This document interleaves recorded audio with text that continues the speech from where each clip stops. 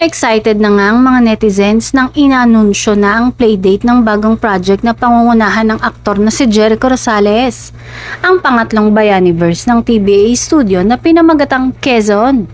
Ito ay nakatakdang ipalabas sa mga sinehan dito sa Pilipinas sa October 15, 2025.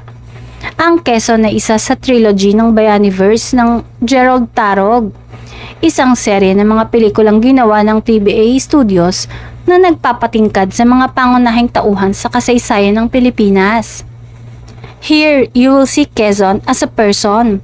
He's not written as a hero. He is charming, he is intelligent. Quezon is such an interesting character to play.